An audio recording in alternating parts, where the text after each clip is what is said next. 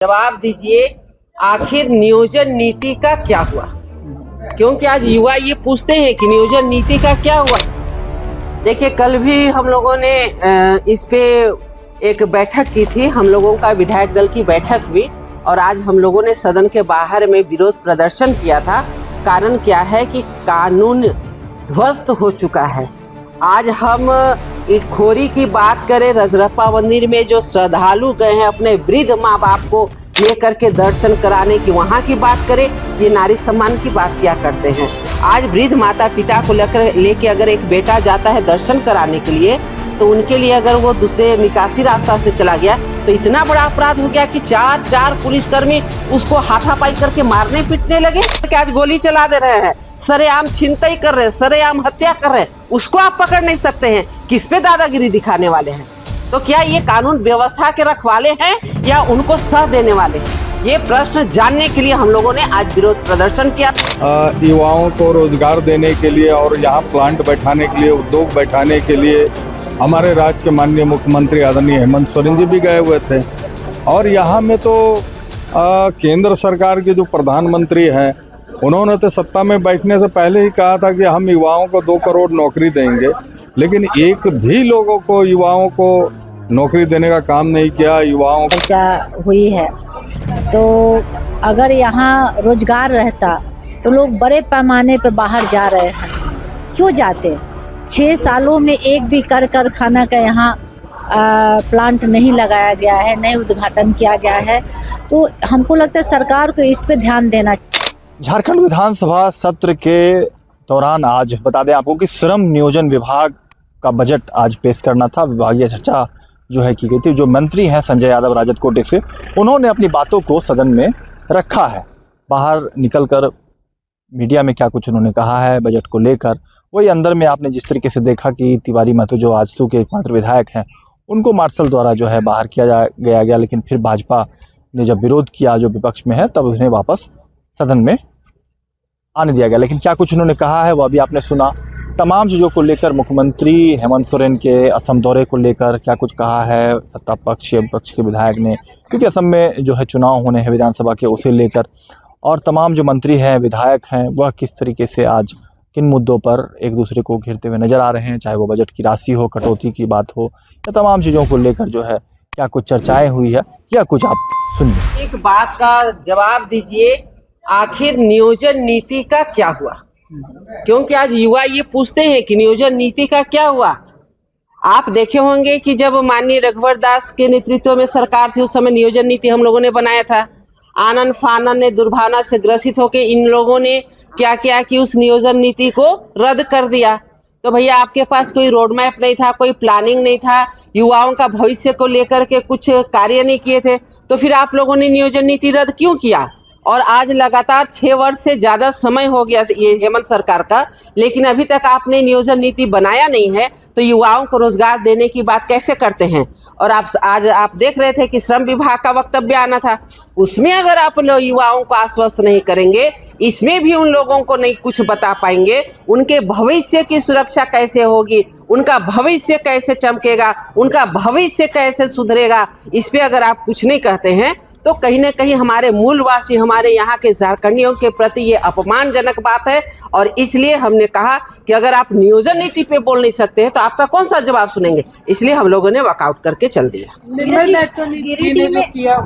गिरिडीह में जो सहिया दीदियों के साथ बर्ताव किया गया है अंतर्राष्ट्रीय महिला दिवस के दिन, उस पर आप क्या कहेंगे? देखिए, कल भी हम लोगों ने इस पे एक बैठक की थी, हम लोगों का विधायक दल की बैठक हुई और आज हम लोगों ने सदन के बाहर में विरोध प्रदर्शन किया था। कारण क्या है कि कानून ध्वस्त हो चुका है।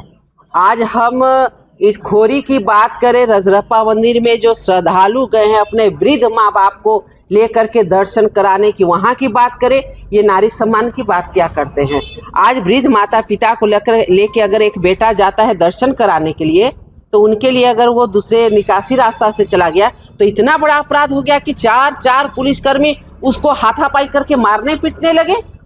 और बेचारी चिल्ला रहे हैं, सब चिल्ला रहे हैं कि मत मारिए मत मारिए, और वो मारे पीटे जा रहे हैं। इतना अपराध हो गया है। आप अपराधियों को तो पकड़ नहीं पाते हैं। जो रेस्टोरेंट में घुस करके आज गोली चला दे रहे हैं, सरेआम छिनतई कर रहे हैं, सरेआम हत्या कर रहे हैं, उसको आप पकड़ नहीं सकते हैं। किस पे दादागिरी दिखाने वाले हैं? तो क्या ये कानून व्यवस्था के रखवाले हैं या उनको सह देने वाले हैं? ये प्रश्न जानने के लिए हम लोगों ने आज विरोध प्रदर्शन किया था और इस प्रकार की कार्रवाई को हम कभी बर्दाश्त नहीं करेंगे। हम भारतीय जनता पार्टी भले ही विपक्ष में है, लेकिन सरकार सोई है तो इन्हें जगाने का काम हम जरूर करेंगे। राहुल गांधी आने वाले हैं मैम, देश के नेता प्रतिपक्ष राहुल गांधी आएंगे, कांग्रेस का कार्यक्रम है, उसमें अपने कार्यकर्ताओं को मूल मंत्र देंगे। स्वागत है माननीय राहुल गांधी जी का, लेकिन वो मूल मंत्र वही देंगे कि विदेश में जाओ और भारत के बारे में वहां की शिकायत करो। उससे ज्यादा मूल मंत्र क्या देंगे? ये देश हित में कुछ बोलते हैं क्या? राष्ट्र हित में कभी भी बोले हैं क्या?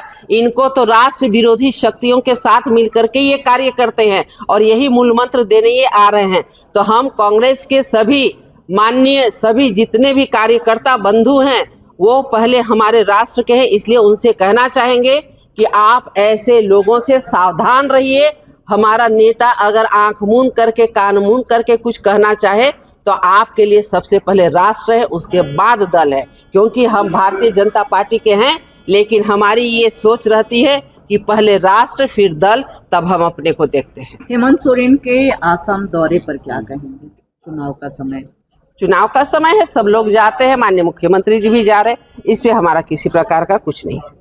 टाटा से टाई अप कर आए, झारखंड में ही कर लेते, बहुत तरह की बातें कही, क्या कहिएगा? देखिए, ये जो दबोस गए हुए थे, ये सिर्फ झारखंड के ही मुख्यमंत्री नहीं गए थे। यहाँ भारतीय जनता पार्टी शासित सरकार जो है कई जगह में है, कई स्टेट के मुख्यमंत्री, चाहे वो उड़ीसा के हो, चाहे वो दिल्ली की हो, कई के भी हो, भारतीय जनता पार्टी का जहाँ जहाँ सरकार है उसके भी मुख्यमंत्री गए थे।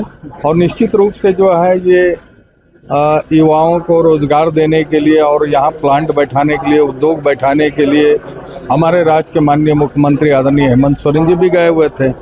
और यहाँ में तो केंद्र सरकार के जो प्रधानमंत्री हैं उन्होंने तो सत्ता में बैठने से पहले ही कहा था कि हम युवाओं को 2 करोड़ नौकरी देंगे, लेकिन एक भी लोगों को युवाओं को नौकरी देने का काम नहीं किया, युवाओं को ठगने का काम किया।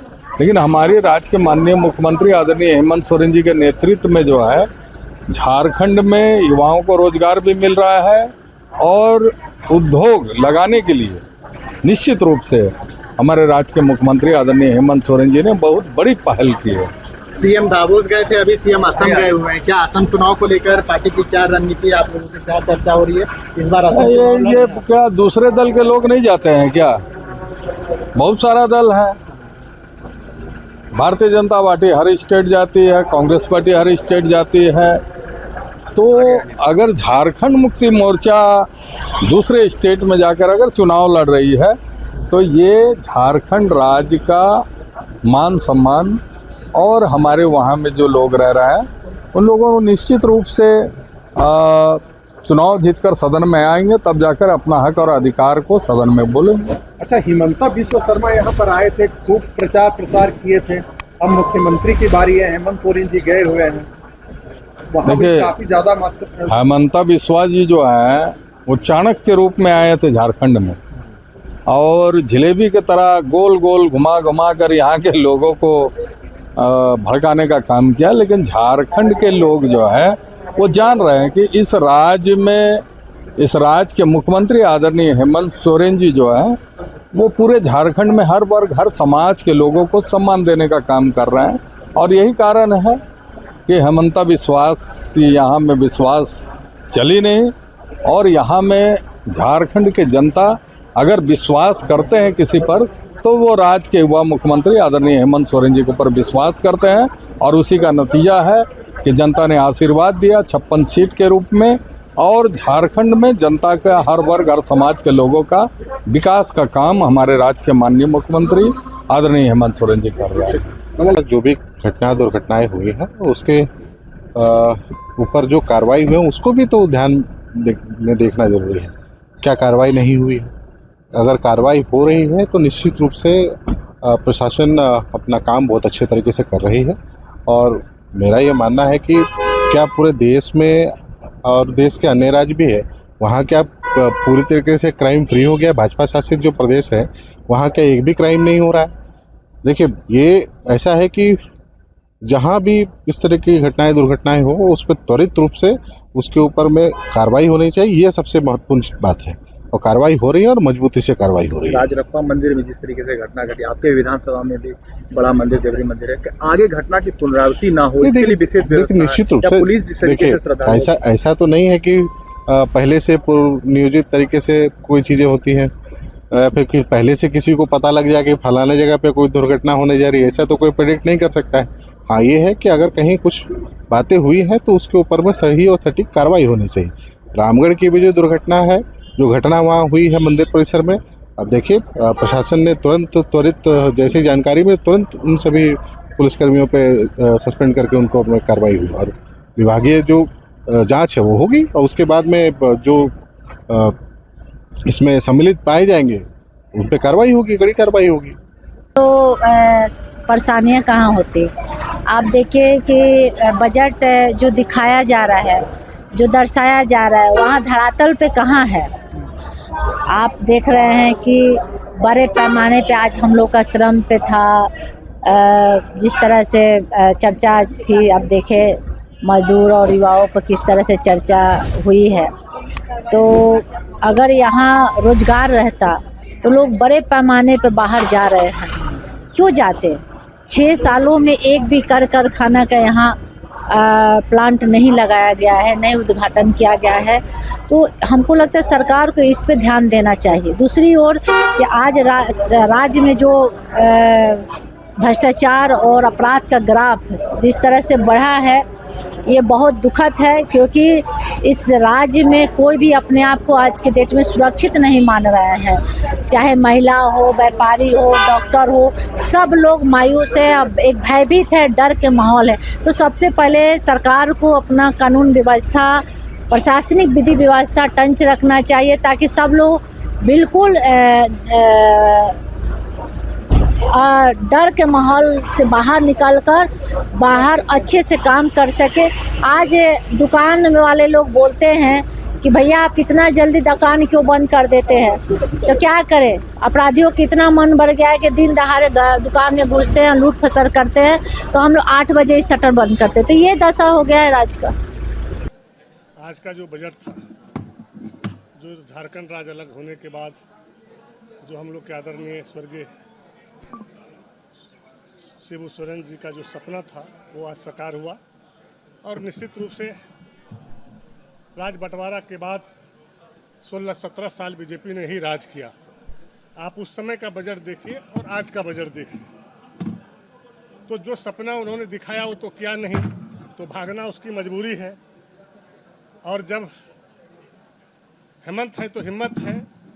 जिस तरह से राज्य में श्रमिकों के लिए, उद्योग के लिए जिस तरह से योजना चलाया जा रहा है, चाहे कोई भी घटना हो जाए, बाहर में, विदेश में, देश में, किसी राज्य में, क्विक एक्शन लिया जाता है। और एक्शन के साथ साथ जो सरकार की सपना है वो अब पूरा होगा, क्योंकि 16-17 साल के बाद 6 साल जो है हम लोगों के हाथ में सत्ता आया है। और 6 साल में जिस तरह से बजट का प्रावधान किया गया, इससे साफ जाहिर है कि राज्य हित में, यहाँ के गरीबों के हित में, बेरोजगारों के हित में यहाँ पर जो है ये बजट लाया गया है। और उस तक काम कैसे पहुँचे, उसके लिए बेहतर से बेहतर हम लोगों ने टीम को तैयार किए हैं। चूँकि यही सपना हमारे आदरणीय देशम गुरु स्वर्गीय शिबू सोरेन जी का था, और हेमंत जी ने और हम लोगों ने पूरे टीम ने मिल करके, गठबंधन की टीम ने उसको अंजाम तक पहुँचाने का काम कर रहे हैं।